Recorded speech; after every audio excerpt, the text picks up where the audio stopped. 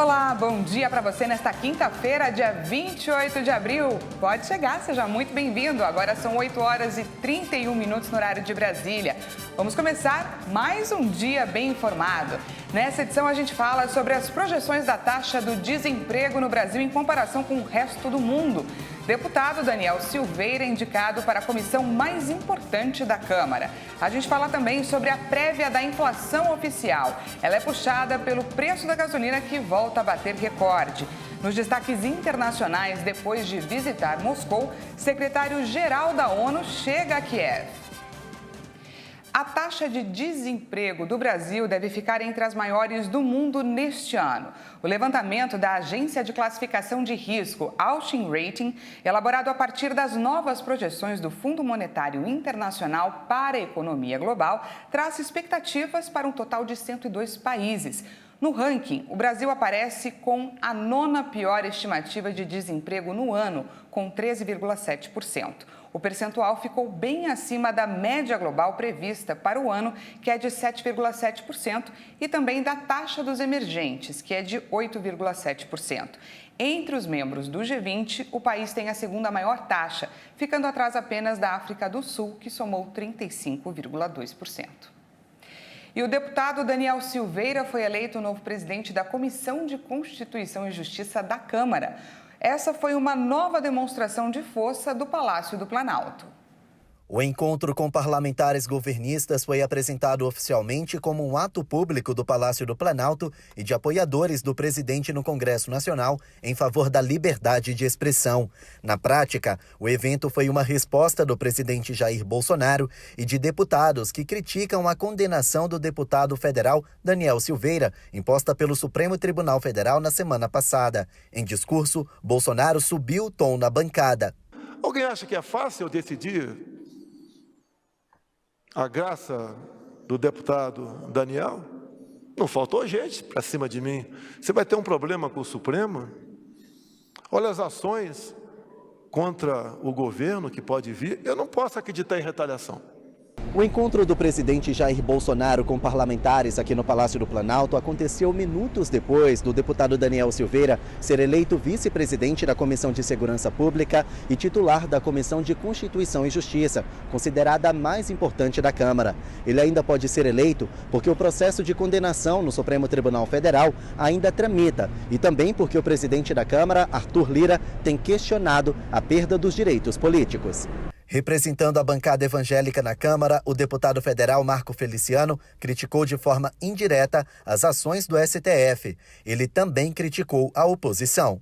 Hoje, simplesmente fico com medo de ter o meu direito também cerceado. Primeiro, porque toda a oposição, tudo que nós falamos, eles acabam judicializando. E o judiciário pega os nossos processos, senta em cima dos nossos processos e ficamos lá amargando por 5, 6, 7, 10 anos e nós não sabemos como vai terminar esses processos. O deputado Capitão Augusto também falou na bancada do Palácio e defendeu que parlamentares têm o direito de se manifestar sobre as decisões políticas brasileiras, porque o Estado democrático garante esse direito.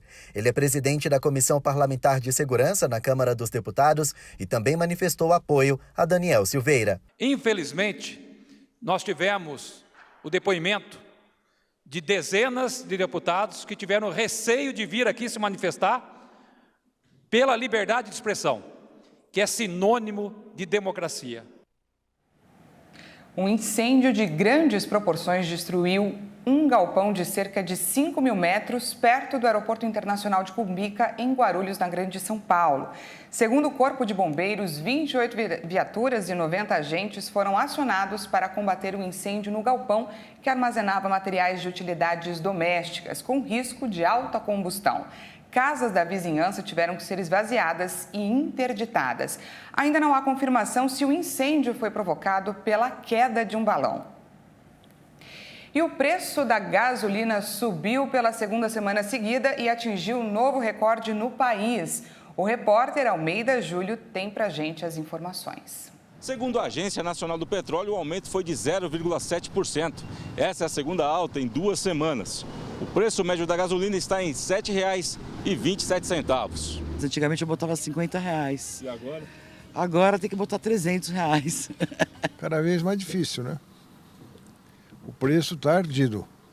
Tem que ser no gás, porque o combustível está complicado. O maior preço registrado pela ANP foi de R$ 8,59. Nesse posto aqui, na região central de São Paulo, o litro sai por R$ 7,39.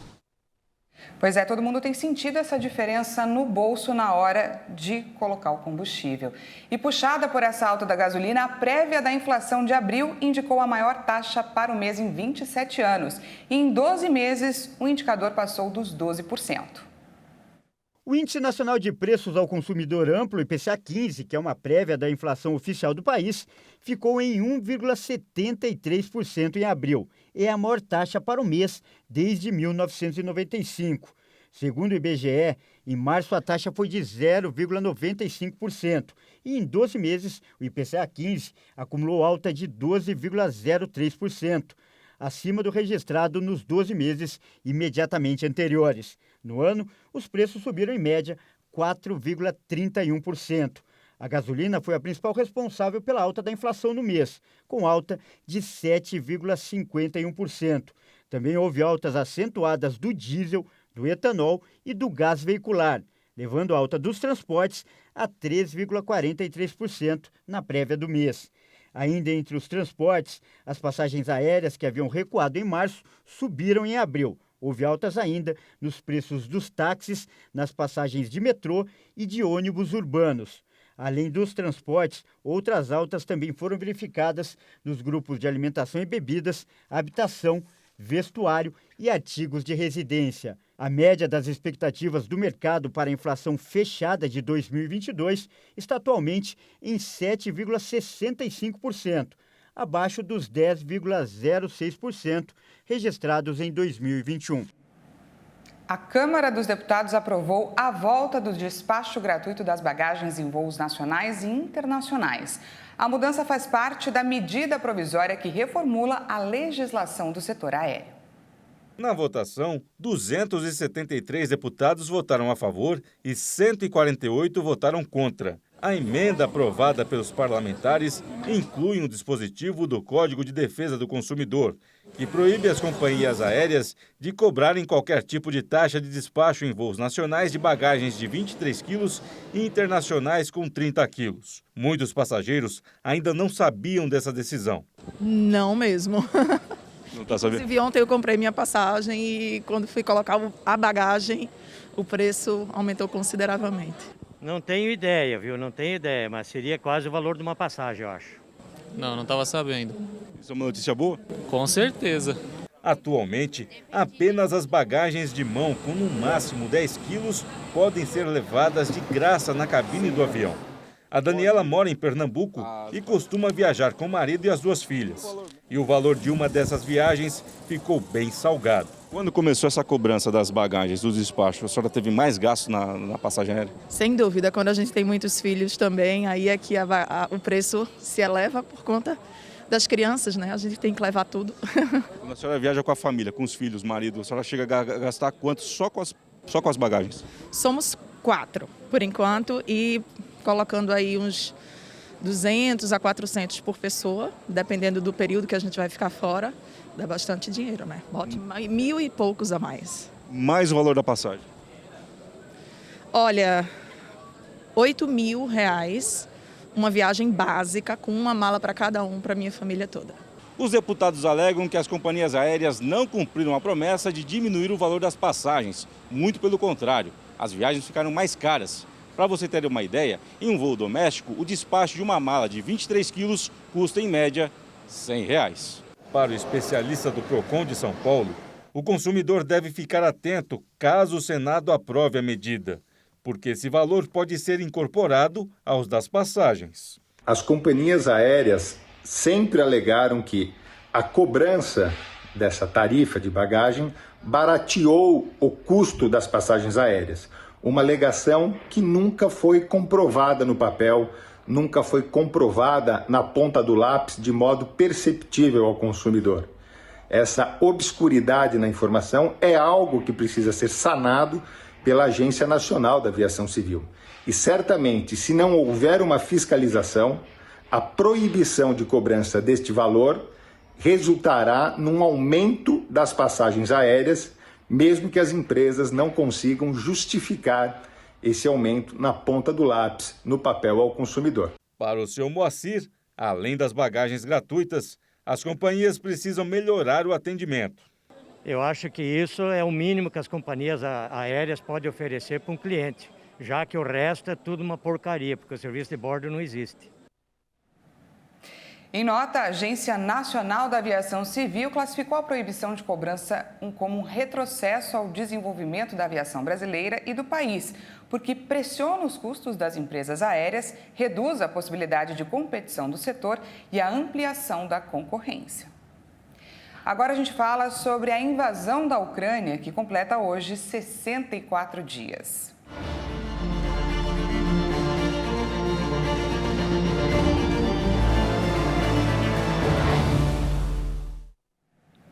Segundo o relatório do Ministério da Defesa ucraniano, as forças russas estão aumentando o ritmo da operação ofensiva. Em quase todas as direções, ocupantes russos estão abrindo fogo intenso, sendo que Kharkiv, a segunda maior cidade do país, e Donetsk são o foco principal. A defesa da Ucrânia também indicou que a distribuição de tropas russas atrapalha o movimento de proteção do território. Já o Ministério da Defesa da Rússia relatou ataques aéreos contra infraestruturas militares da Ucrânia, atingindo 67 instalações onde mais de 300 nacionalistas morreram. No total, a Rússia diz ter feito 408 ataques na Ucrânia entre a noite de ontem e a madrugada de hoje. E depois de Moscou, o secretário-geral das Nações Unidas, Antônio Guterres, chega em Kiev. Nesta quarta-feira, a chanceler britânica Liz Truss defendeu o envio de armamento pesado para os ucranianos, enquanto tropas russas avançam pelo leste do país. O diplomata desembarcou na capital ucraniana após uma visita a Moscou, onde conversou com o presidente russo Vladimir Putin sobre a guerra entre os países. Durante o dia, a Rússia disse que bombardeou hangares em Zaporísia, destruindo grande quantidade de armas fornecidas pelos países ocidentais. Mas, segundo o governo local, nenhum depósito de munições e armamentos foi atingido. Para o Ministério da Defesa ucraniano, as próximas semanas vão ser extremamente difíceis, com a Rússia prestes a lançar uma ofensiva de grande envergadura. A pasta também admitiu avanços dos russos no leste do país, onde Moscou tomou várias cidades da região do Donbas. Depois de mais de 2 meses de guerra, as potências ocidentais parecem menos cautelosas na hora de apoiar a Ucrânia com armamento para resistir à invasão russa. Em Londres, a chanceler britânica Liz Truss defendeu o envio de armamento pesado para Kiev.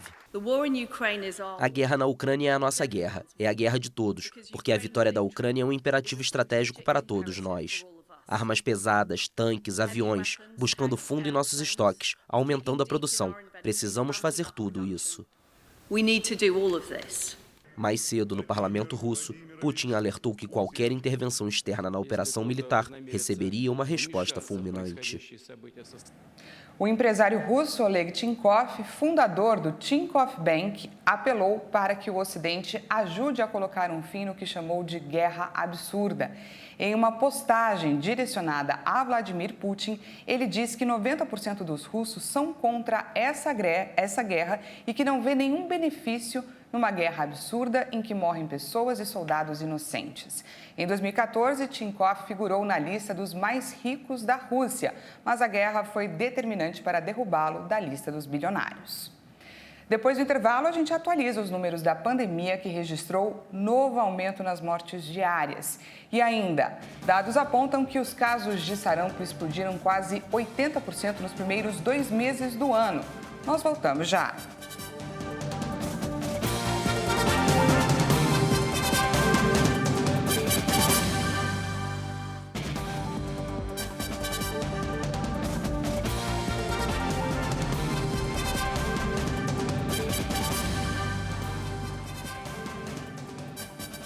Seja bem-vindo de volta, estamos ao vivo, agora são 8 horas e 48 minutos no horário de Brasília. O Brasil voltou a registrar mais de 200 mortes por Covid. O país chegou a ficar 6 dias com o número de mortes diárias abaixo desse patamar. O país confirmou mais 245 mortes por Covid-19 em 24 horas. O total de óbitos pela doença desde o início da pandemia já chegou a 663.111. Também foram registrados 20.943 novos casos de Covid-19 em um dia. Ao todo, já são 30.399.000 diagnósticos confirmados. A média móvel de mortes chegou a 100 vítimas diárias. A curva apresenta tendência de queda, com uma variação de menos 25% em relação a 2 semanas. A média de casos na última semana foi de 12.434 registros por dia. Os dados mostraram uma tendência de queda, com uma redução de 28% em relação a 2 semanas. E agora vamos verificar como está a vacinação aqui no Brasil. O país já aplicou mais de 428.179.000 doses de vacinas contra a Covid. Você confere o nosso vacinômetro. Segundo o Ministério da Saúde e as secretarias estaduais de saúde, a primeira dose foi aplicada em 83,12% da população, enquanto 76,73% dos brasileiros tomaram a segunda dose. E os que receberam a primeira dose de reforço chega a 40,88% dos brasileiros. Mais de 25% das crianças estão totalmente imunizadas contra a Covid, com a primeira e a segunda dose. A Organização Mundial da Saúde e o Fundo das Nações Unidas para a Infância anunciaram nesta quarta-feira que os casos de sarampo explodiram quase 80% no mundo nos primeiros 2 meses do ano. Nesta quarta-feira, a Organização Mundial da Saúde e o Unicef anunciaram que os casos da doença explodiram 79% nos primeiros 2 meses de 2022. A OMS tem alertado sobre o risco de catástrofe absoluta se o perigoso atraso na vacinação de crianças devido à pandemia de Covid-19 não for superado e se as restrições sanitárias forem levantadas muito rapidamente. Até agora, cerca de 17.338 casos de sarampo foram relatados globalmente em janeiro e fevereiro, em comparação com 9.665 nos primeiros 2 meses de 2021. Mas os números provavelmente são maiores, pois a pandemia de coronavírus perturbou os sistemas de vigilância. As 2 agências da ONU temem o surgimento de epidemias graves de sarampo, uma doença viral altamente contagiosa. De acordo com a OMS, a melhor proteção contra o sarampo é uma cobertura vacinal alta. Houve 21 epidemias significativas de sarampo nos últimos 12 meses, principalmente na África e na região do Mediterrâneo Oriental. Por isso a importância da vacinação. Ainda nos destaques internacionais, Rússia e Estados Unidos trocaram prisioneiros. Um funcionário do governo americano deixou claro que essa troca não tem nenhum impacto nas relações entre os 2 países. Nesta quarta-feira, a diplomacia russa anunciou que o ex-fuzileiro naval americano Trevor Reed, condenado a 9 anos de prisão na Rússia por violência, foi trocado por Konstantin Yaroshenko, piloto russo condenado a 20 anos de prisão nos Estados Unidos. O presidente americano Joe Biden confirmou a troca e disse que as negociações para garantir a libertação de Reed exigiram decisões difíceis.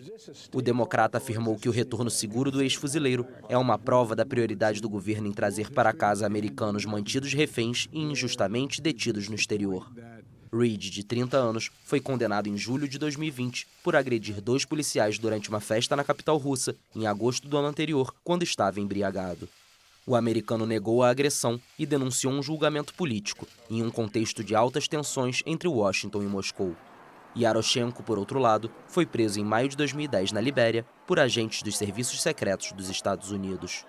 Acusado de tráfico de drogas relacionado às Farc da Colômbia, o russo foi levado para território americano, onde foi condenado a 20 anos de prisão. Um funcionário do governo americano enfatizou que a troca de prisioneiros não tem nenhum impacto nas relações entre os 2 países. O presidente reeleito da França, Emmanuel Macron, foi alvo de uma chuva de tomates quando visitava um subúrbio próximo a Paris. O ataque foi feito por moradores locais. Durante sua primeira aparição pública desde as eleições de domingo, o presidente francês Emmanuel Macron visitou um mercado no subúrbio parisiense de Cergy com a intenção de falar com a população mais pobre. Macron afirmou que pretende reduzir o desemprego em bairros menos privilegiados, que muitas vezes são vítimas de discriminação e educação de baixa qualidade. Mas a conversa não convenceu e Macron foi atacado por uma chuva de tomates. Um momento foi registrado pelos canais que acompanhavam a caminhada do francês. O presidente saía do mercado da cidade quando várias bolsas de tomate foram lançadas em sua direção. Ele não foi atingido diretamente, mas rapidamente os seguranças da presidência protegeram Macron e um deles abriu um guarda-chuvas para evitar que as frutas caíssem sobre ele. Cergy é um subúrbio ligado à classe trabalhadora socialista e a presença do presidente reeleito não deve ter agradado aos moradores locais. Macron já sofreu outros ataques parecidos e no ano passado foi agredido quando conversava com franceses na entrada de um evento e recebeu um tapa na cara de um homem que foi detido na mesma hora. E a gente volta a falar sobre o nosso Brasil, porque o Ministério do Trabalho anunciou que vai divulgar na semana que vem um pacote de medidas com mudanças nas leis trabalhistas. Delas será uma medida provisória voltada para a formalização do trabalhador rural, criando uma espécie de órgão gestor de mão de obra dos trabalhadores nos portos organizados, para a escala em funções temporárias nas lavouras de pequenos, médios e grandes produtores. Na prática, empresas poderão intermediar a contratação desses funcionários para períodos e colheitas específicas, de forma temporária ou intermitente, com garantia de direitos trabalhistas e contribuição previdenciária dos empregados. A expectativa do Ministério do Trabalho e Previdência é beneficiar milhões de trabalhadores do campo para que eles tenham acesso aos benefícios da Previdência Social, de acordo com o secretário executivo da pasta, Bruno Dalcomo. A segunda iniciativa, que poderá ser uma medida provisória ou um projeto de lei, ainda está sendo elaborada com eixos estruturantes, que precisam ser definidos pelos técnicos do governo. O governo afirma que não haverá precarização ou desincentivo a contratações permanentes nas grandes propriedades. Depois de lançar o pacote, que ainda não teve todas as medidas divulgadas, o governo promete avançar na legalização dos motoristas e entregadores de aplicativo, um dos principais alvos da discussão eleitoral sobre o futuro do mercado de trabalho a partir do próximo ano. A equipe do Ministério quer lançar ainda este ano uma nova legislação para permitir a legalização dos motoristas de aplicativos, com regras mais flexíveis do que um funcionário formal de carteira assinada, mas que permitam a regulamentação da relação do entregador e das empresas de tecnologia que controlam esses serviços, como o Uber e o iFood. O governo ainda enfrenta um impasse para definir a extensão da regulamentação e as regras específicas, em meio à demanda dos entregadores e motoristas e aos interesses das empresas. Uma das definições, de acordo com a pasta, é não classificar esses trabalhadores com vínculo empregatício e nem igualar ao modelo de consolidação das leis do trabalho, a CLT. E antes de encerrar, um aviso para quem ainda não entregou a declaração do imposto de renda deste ano. É preciso baixar uma nova versão do programa para o preenchimento das informações. A recomendação é da Receita Federal porque várias mudanças foram feitas no modelo atual. Entre as principais mudanças da nova versão do programa estão o acerto na importação de informações de dívidas da atividade rural e a inclusão automática de zeros à esquerda ao informar o Renavan. De acordo com a Receita Federal, as mudanças são por causa da nova versão do Programa de Declaração do Imposto de Renda. É preciso ficar atento porque algumas fichas da declaração foram alteradas. Para boa parte dos contribuintes, a atualização do programa, já baixado no computador, é automática, mas para outros é preciso fazer um novo download. A Receita Federal ainda recomenda que os contribuintes não excluam o programa antigo, porque corre o risco de perder os dados já preenchidos. Recado dado, cuidado que o prazo vai só até o dia 31 de maio. Essa edição fica por aqui. Muito obrigada pela sua companhia. Às 10 horas tem mais informações com a Patrícia Velenic, às 1 da tarde. Eu e ela esperamos por você. Até lá.